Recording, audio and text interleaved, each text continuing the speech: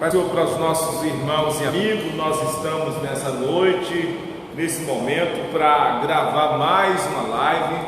Às sextas-feiras, as nossas lives é estudo bíblico, é ensino da palavra de Deus. Então você é o nosso convidado especial para estar conosco, né? Vamos estar falando a palavra e também vamos estar no final orando em seu favor, em favor da sua casa, da sua vida e da sua família. Você é o nosso convidado especial para essa noite, né? Enquanto nós achamos o versículo, vamos louvar o Senhor por parte do hino.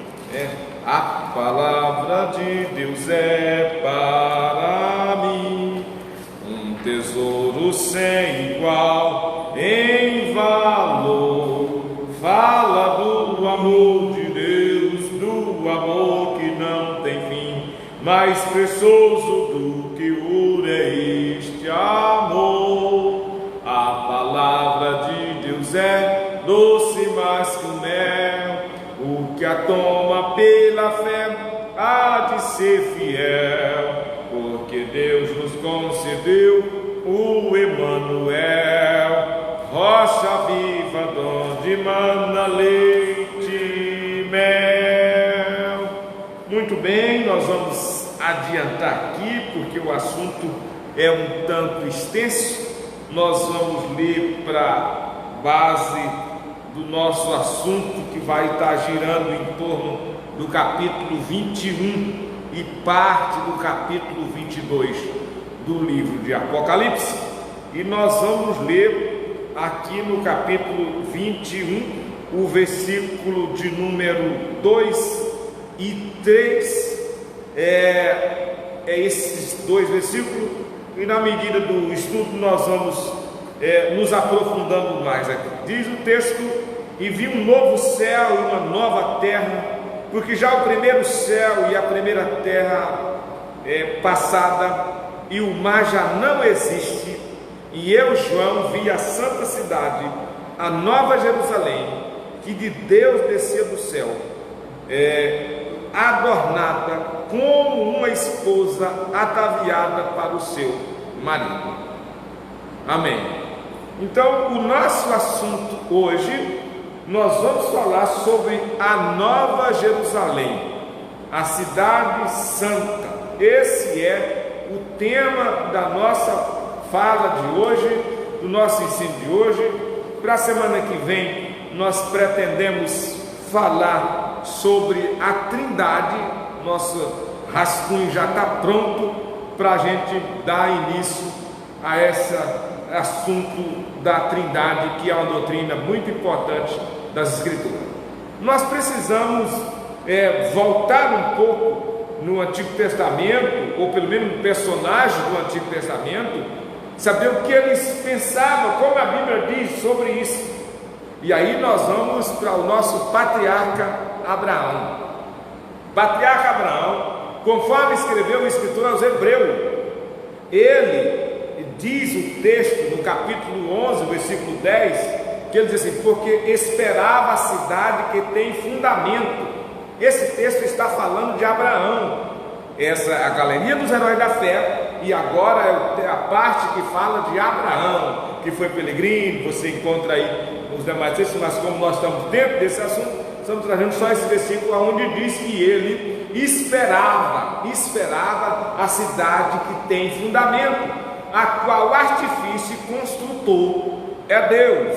Então, a cidade de quem nós estamos falando nessa noite, e que nós ainda estamos nessa fila, aguardando essa cidade, o construtor é Deus, e é uma cidade que tem fundamento. E analisa bem, ou presta atenção nisso, depois nós vamos estar falando um pouco mais sobre isso. Então ele tinha dentro de si esse pensamento. As Escrituras relatam, nós vemos isso ainda também, outros textos das Escrituras que respalda essa doutrina, essa base bíblica que nós vamos estar falando, que Apocalipse cita, quando diz que no capítulo 12, o versículo 22 e 23, dizendo: mas chegamos ao Monte Sião, a cidade do Deus vivo, a Jerusalém celeste e aos muitos milhões de anjos, a universal Assembleia dos primogênitos, que está inscrita no céu, e o Deus do juiz de todos os espíritos dos justos aperfeiçoado.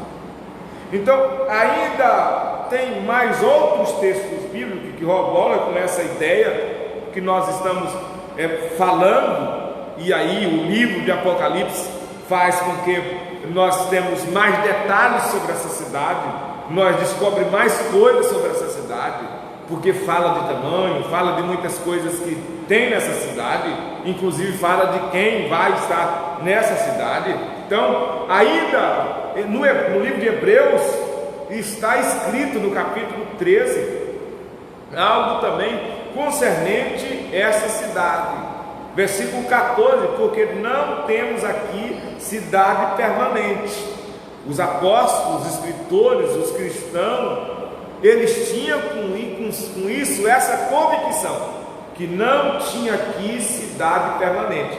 Assim deve ser todo crente verdadeiro, genuíno, ter esse propósito também, que aqui não é a nossa cidade permanente, nós somos aqui de passagem, nós somos do mundo, mas não somos do mundo. Ele diz: a cidade não é, buscamos cidade permanente, ou não temos cidade permanente aqui, mas buscamos a cidade futura, estamos em busca dessa cidade futura. E há muitos anos, muitas pessoas lutaram e se esforçaram para ser um dos habitantes dessa cidade. Eu quero perguntar a você nesse momento: você está se preparando para morar em uma outra cidade? Você está se preparando para morar numa cidade onde quem construiu foi Deus, aonde quem governa é Deus, aonde quem dirige é Deus, aonde o administrador é o perfeito juiz? Se você está se preparando, você é um dos bem-aventurados, exatamente isso, um dos bem-aventurados. Nós também poderíamos ver ainda em Apocalipse, lá no capítulo de número 3, o versículo 12, tem uma promessa, que os vencedores são as pessoas que vão morar nessa cidade. Veja o capítulo de número 3 e o versículo 12: aquele que vencer para morar nessa cidade, meu irmão, minha irmã, meu amigo, precisa ser vencedor. Os fracos, medrosos, covardes, não vai. E quem não luta também não vai, porque para vencer você precisa lutar. E quando eu falo de luta ou falo de vencer, é vencer a carne primeiro, que é um dos maiores problemas da gente para seguir a Deus e estar consigo mesmo, que é a carne, o mundo e a Satanás. Se nós conseguimos vencer isso, certamente acontece isso na nossa vida. O que vencer, eu farei coluna no templo do meu Deus, e dele nunca sairá, e escreverei sobre ele o nome do meu Deus, e o nome da cidade do meu Deus, a nova Jerusalém, que desce do céu do meu Deus, e também o meu novo nome. Então, esse fato, dessa questão da nova Jerusalém, Apocalipse, e aqui reafirmo, que a doutrina vista de maneira que os pré-tribulacionistas vê, é uma doutrina que tem realmente segurança nas Escrituras, porque o livro de Apocalipse é visto quase todo futurista, ou seja, os acontecimentos são futuros e não passado, como alguém tenta colocar. Essa cidade ainda não veio, essa coisa ainda não aconteceu, é algo para o futuro. Como muitas coisas do Apocalipse, do capítulo 4 em diante, ainda está para se cumprir, com exceção de alguns poucos textos que o escritor faz menção na sua revelação, principalmente no capítulo 12, de um acontecimento passado, falando acerca da queda de Lúcifer, que levou consigo a terça parte das estrelas do céu.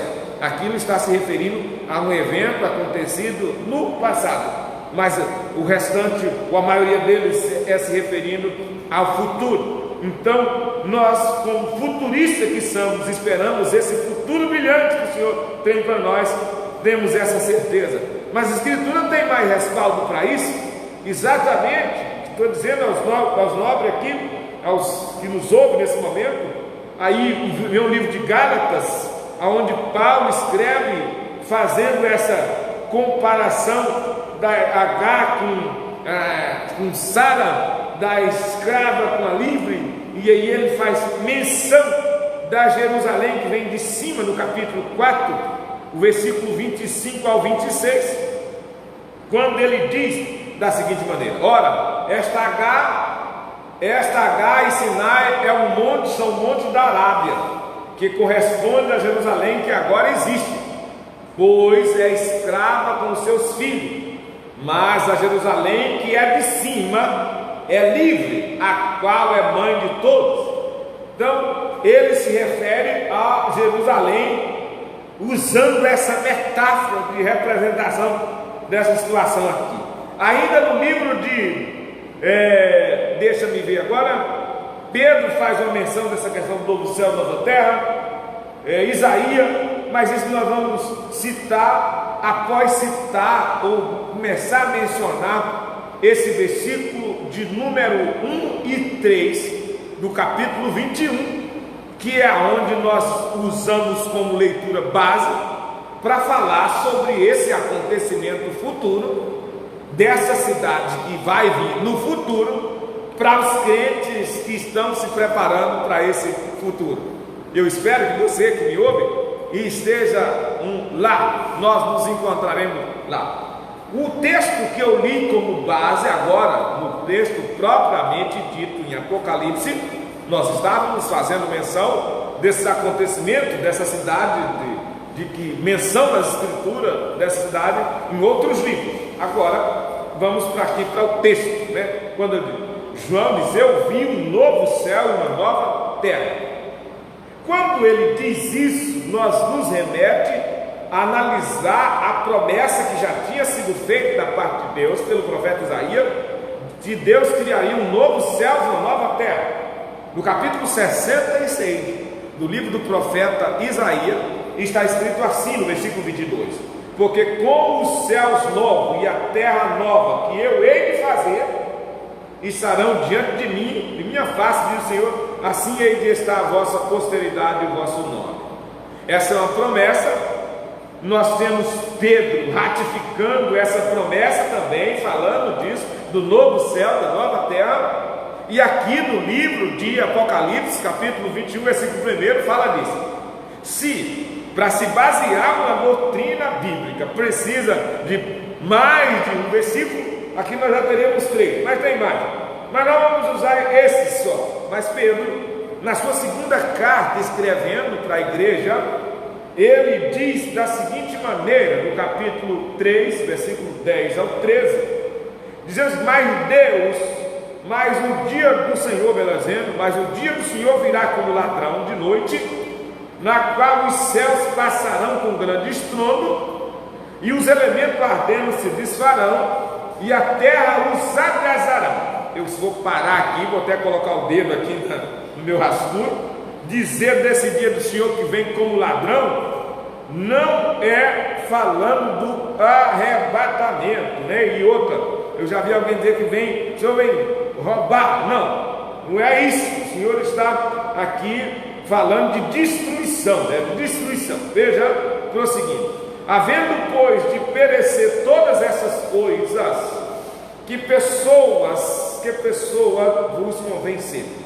O versículo 1 fala da destruição da terra, né, da destruição que há de queimar.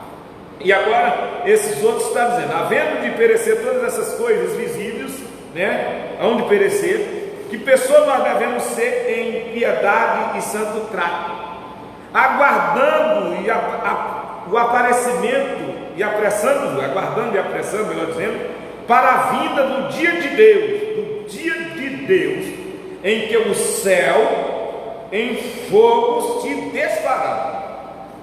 O contexto ajuda a esclarecer às vezes o texto. Quando diz dia de Deus, o que está logo em seguida desse dia de Deus é fogo, é destruição. Se desfarão e os elementos ardendo se fundirão. Mas nós que somos salvos, nós que somos crentes, genuíno, cristão verdadeiro, praticante, seguidor mesmo, Mas nós, segundo a sua promessa, aguardamos novo céu e nova terra em que habita justiça. Glória ao nome do Senhor. As Escrituras nos esclarece e nos garante.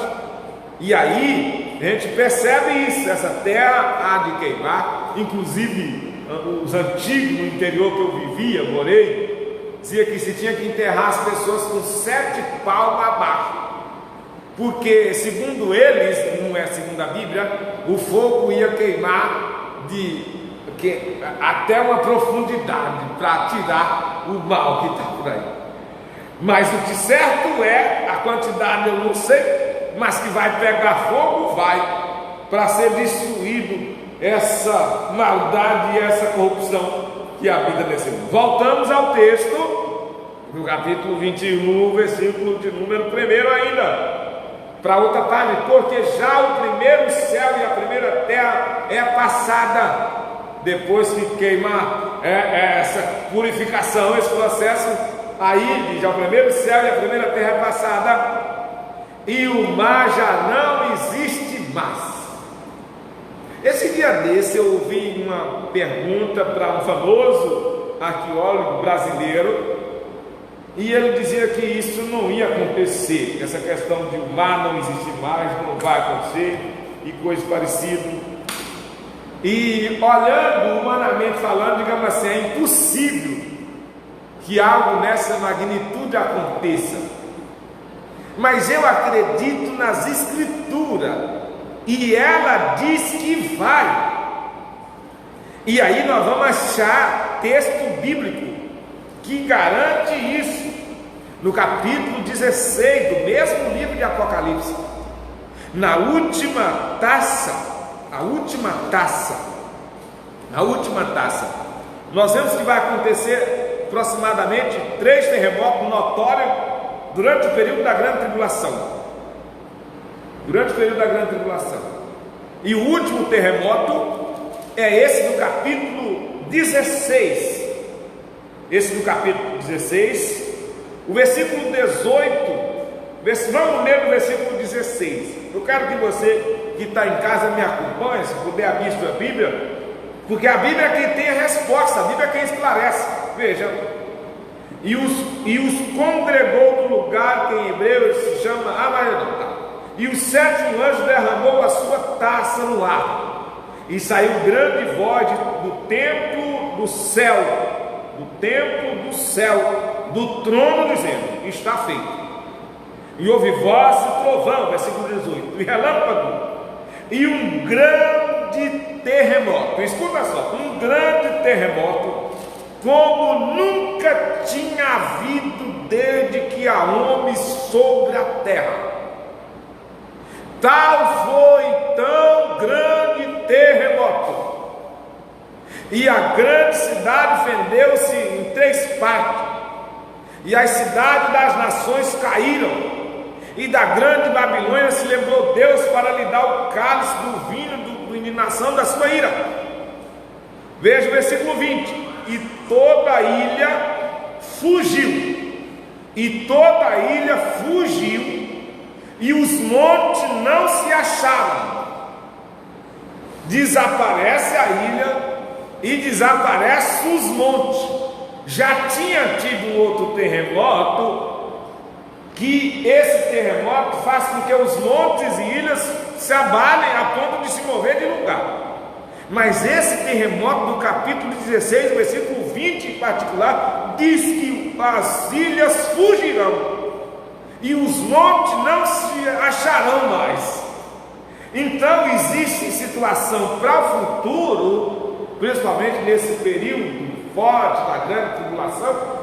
Essa é a última taça, depois já tiver passado a abertura dos selos, o toque das trombetas, agora a última taça, e aí diz: e o mar já não existe mais. Aí diria aos homens que é impossível, mas como nós vamos pelas Escrituras, diz: aquilo que é impossível aos homens é possível para Deus. É possível para Deus. Então, nós, pelo esse texto, nós entendemos que muitas coisas acontecerão que jamais a gente achou que ia acontecer, mas as Escrituras nos garantem, mas já não existe nesse momento da grande cidade, da descida da Nova Jerusalém. Nós vamos ainda João dizendo: eu, João, vi a santa cidade, a Nova Jerusalém, que de Deus desceu do céu, adereçada como uma esposa ataviada para o seu marido. Bem aqui nesse ponto, há grupos teológicos que diz que esse momento aqui, ou essa situação aqui, é a igreja como esposa. Há outros que chegam a dizer que é até Israel, mas vamos colocar os pingos nos is. É verdade que as Escrituras chegam a mencionar isso, que Israel, como nação, em certa parte é considerado como esposa do Senhor. Inclusive no capítulo 12, na questão da mulher, no capítulo 12, é a nação de Israel que está em foco. O livro de Oséias foi baseado num relacionamento, e Deus queria mostrar a situação do povo na figura da mulher que era adúltera, que traía, voltava, largava, voltava, e ele, como bondoso marido, que recebia todas as vezes que voltava. E a igreja é considerada como esposa, como noiva, em diversos textos, inclusive Paulo menciona isso, dizendo que estava preparando os crentes para apresentar como, não sei de fato, mas como alguém se prepara, uma virgem pura para entregar para o marido. Mas o texto em questão que nós estamos analisando não trata nem de Israel e nem da igreja. Ele trata então de quê? A parte anterior, a frase anterior a essa explica. Ó, veja bem, eu, João, vi o que? A santa cidade, a Nova Jerusalém, que de Deus descia do céu. Bota aí, ou a vírgula é vírgula, né? Para aí, deixa eu dizer. Ele viu e ele disse o que viu. Agora ele quer descrever a formosura, a beleza. Então ele faz uma comparação. Não confunda, como diz o pastor João de França, não confunda gênero humano com mané germando. Olha o texto, bandido.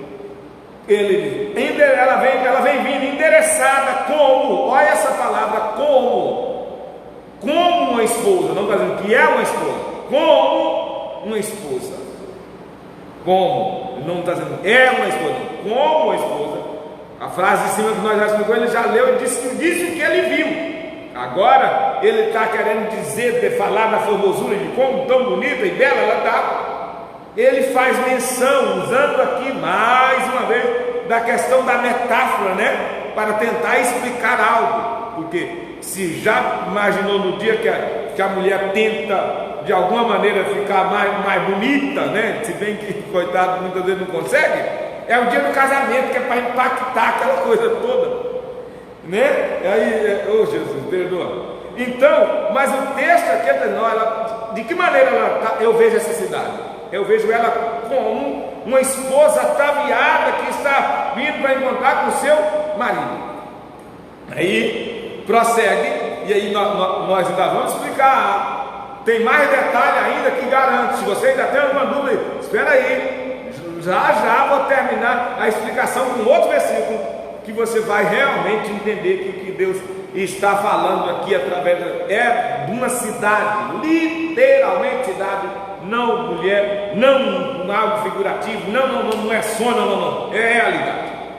Eu ouvi uma grande voz do céu que dizia: eis aqui o tabernáculo de Deus com os homens, pois com eles habita, e eles serão seu povo, e o mesmo Deus está com ele, e eles serão seu Deus.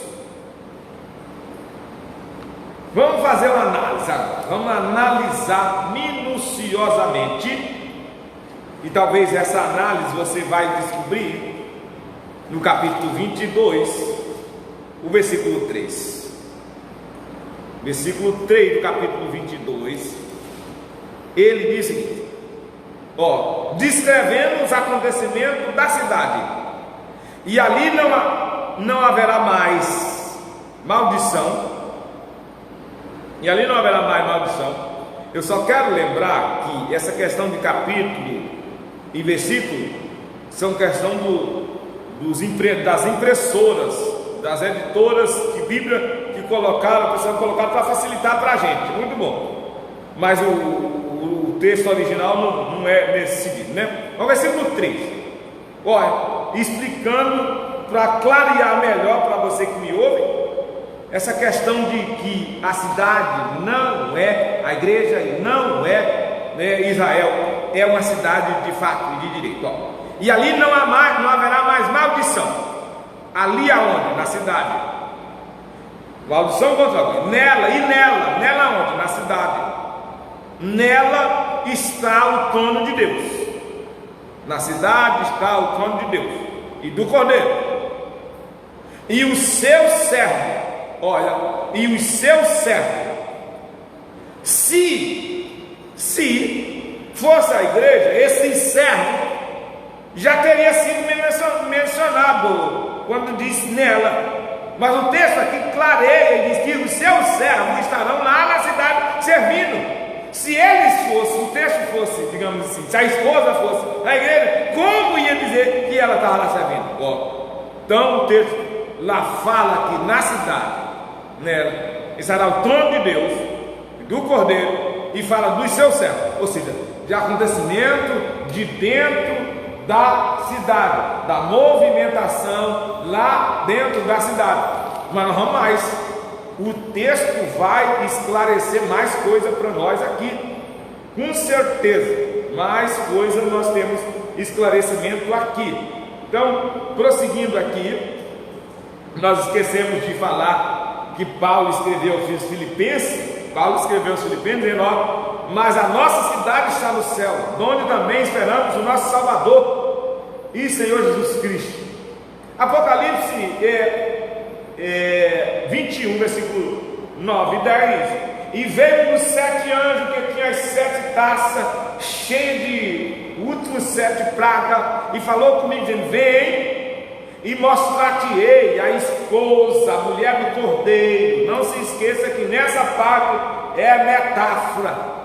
E levou-me ao espírito a um grande alto monte e mostrou o quê? A grande cidade, a santa Jerusalém, que é de Deus descia do céu. Agora aqui está dizendo que a esposa e mulher do Cordeiro, agora mostrou a cidade. É porque quando ele estava falando nessa parte aqui, usando a metáfora para descrever a sua beleza, como está bonita a cidade do Senhor, ou a cidade que o Senhor fez e preparou para nós, os seus servos. E eu espero que você seja um cidadão dessa cidade.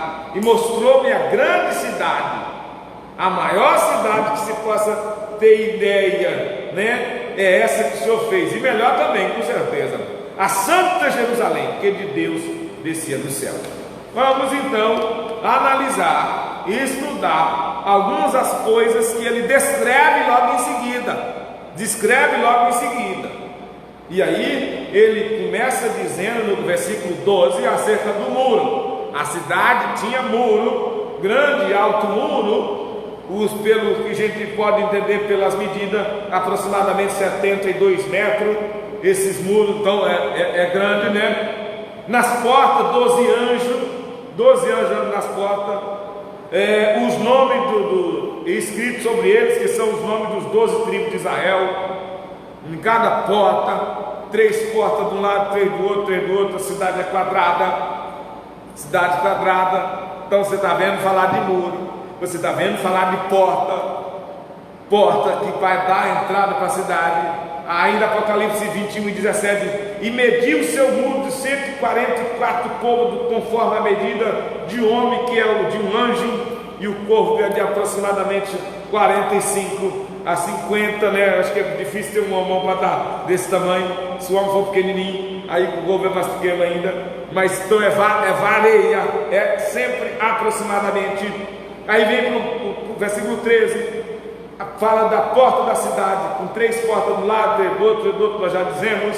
Aí fala no capítulo 22, versículo 14, bem-aventurado, quer dizer, feliz ou felicíssimo, feliz uma vez, é aquele que lava as suas vestes no sangue do Cordeiro, para que tenha direito à árvore da vida, e possa entrar na cidade pelas portas. Bem aqui, ó. Para você ter direito à árvore da vida, você sabe que Adão conseguiu comer da árvore do bem e do mal, bem e do mal, mas da árvore da vida foi negado o acesso, foi colocado um anjo lá e não tinha mais direito a isso. Mas para desfrutar dessa vida eterna, entrar nessa cidade, precisa comer dessa árvore da vida e para viver eternamente. Não é um remédio, não é uma vacina, não, vai viver eternamente e entrar na cidade pelas portas. Lá não tem invasão, não pode pular o muro, não pode quebrar o muro, não pode cavar para poder entrar, tem que entrar por a porta.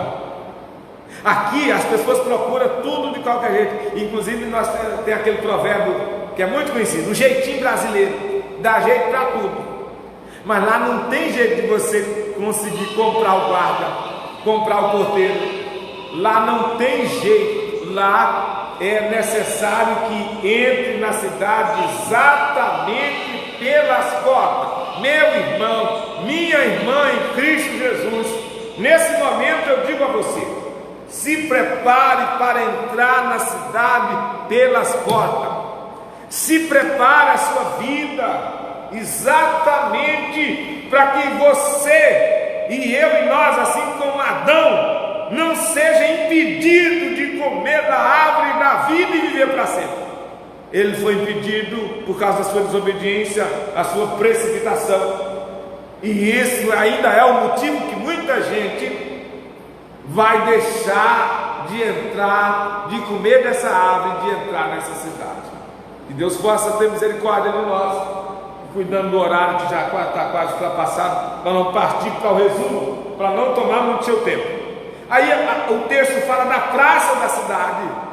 Veja, gente, que o contexto desses acontecimentos, do capítulo 21 até o versículo 5 do capítulo 22, está tratando do mesmo assunto, e agora ele dá muitos detalhes dessa cidade, não dá detalhe de uma esposa, não, porque o texto, quando se fala nessa parte, quando se fala dessa questão de esposa, ataviada, essas coisas engraçadas, e está usando metáfora para tentar descrever a beleza da cidade.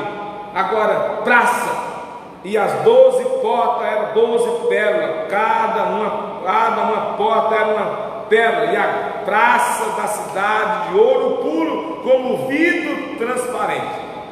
Eu não quero que você se assuste, nós estamos falando de uma cidade construída por Deus. Nós não estamos falando de uma cidade construída pelo melhor construtor, melhor pedreiro, melhor arquiteto. Nós não estamos falando de uma cidade construída por esses grandes nomes da arquitetura mundial que tem.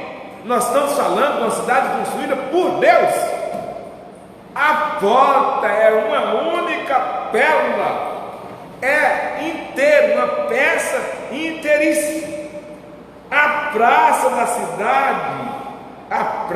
cidade é calçada de ouro puro. Graças a Deus, não vai precisar de lama asfáltica lá, não tem a operação tapa-buraco, não vai precisar dessas coisas. Podemos dar glória a Deus por isso.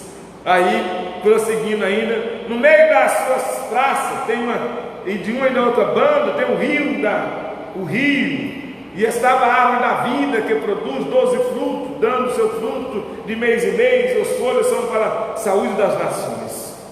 Aí prossegue, no templo E nele não vi templo, não tem templo lá, não existe templo lá, porque o seu templo é o Senhor Deus Todo-Poderoso e o Cordeiro. O sistema de iluminação nessa cidade, não vamos dizer que é no mundo todo, mas na cidade lá, não precisa de luz, não precisa de energia, que por sinal está ficando cada vez mais caro. O povo está tentando criar sistema alternativo para a iluminação, mas graças a Deus, lá, a luz do mundo vai estar lá. O Jesus, o Senhor Jesus, é a lâmpada da cidade, segundo o versículo 23 e 24 do capítulo 21. O sistema de iluminação da cidade é clareado por a presença do Senhor. Que coisa maravilhosa! Coisa maravilhosa! Prosseguindo ainda, e ali não haverá mais noite, e não será mais lâmpada, na cidade é claro o tempo todo, a claridade, né? A claridade. Versículo 25, versículo 5 do capítulo 22. Não tem mais choro na cidade, não, ali cessará toda lágrima, tudo, não existe mais isso. Glória a Deus por isso. E aí nós temos, tem um rio, tem árvore, gente. Então todas essas descrições nos dá essa base firme e sólida para dizer que esse evento é futuro e ele está para vir. Quando o Senhor completar tudo, passar toda a volta do Senhor, nós teremos essa terra, esse lugar para viver, livre de corrupção, livre de tudo mal, livre da morte, livre da dor, livre do sofrimento. E outra coisa, lá não vai precisar se preocupar com as rugas, porque lá ninguém vai envelhecer. Lá não vai precisar se preocupar com os cabelos que estão embranquecendo, porque lá não vai ter isso. Já pensou? Que coisa maravilhosa! Seremos e estaremos eternamente lá com o nosso Senhor. Seremos do mesmo jeito, igual aos anjos, eternamente.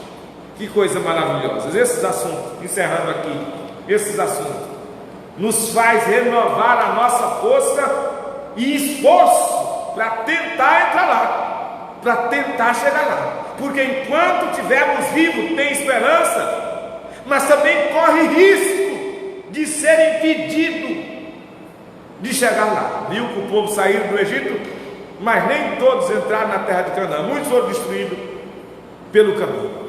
Mas que eu e você e nós possa entrar na cidade pela porta e comer da árvore da vida para sempre. Quero orar em seu favor nesse momento, em favor da sua vida, da sua casa, da sua família, meu irmão, meu amigo que me ouve nesse instante. Se você ainda não tem a certeza, vença, porque a promessa do capítulo 3, versículo 12 de Apocalipse é para o que vencer. Vença a carne, vença a tentação, vença o mundo, vença os vícios. Vença você mesmo, vença os seus desejos, desejos carnais, desejos que não são de Deus. Vença, domine o homem interior, como disse Paulo. Eu esmurro o meu corpo, eu domino, eu subjugo, para que eu pregando aos outros não venha mesmo ficar de fora. Senhor nosso Deus e Pai, no santo nome de Jesus, nós te agradecemos por essa oportunidade de nessa noite poder mencionar esse assunto sobre a Nova Jerusalém, que de Deus vai descer do céu um dia para os teus filhos. Que cada um de nós que nos ouve nesse momento, os nossos irmãos e amigos, possa se preparar para esse dia, para essa hora, Senhor, e que nós possamos entrar pela porta direitinho, conforme o que o Senhor requer de cada um de nós. Ajuda o teu filho e a tua filha a vencer, porque o problema é vencer, e não estão conseguindo vencer, mas ajuda eles a vencer, porque só os vencedores vão morar ali, onde morar ali. Em nome de Jesus, fortalece o teu filho, ajuda ela a vencer o mundo, ajuda a vencer a carne, ajuda a vencer a vaidade, ajuda a vencer o diabo, ajuda a vencer o sistema, ajuda, meu Pai, a vencer o eu, o egoísmo, a vencer a própria vontade da gente, para que a gente possa viver de acordo com a tua palavra e o teu querer. É o que eu te peço em nome de Jesus. Amém. Deus abençoe. Está terminado em nome de Jesus.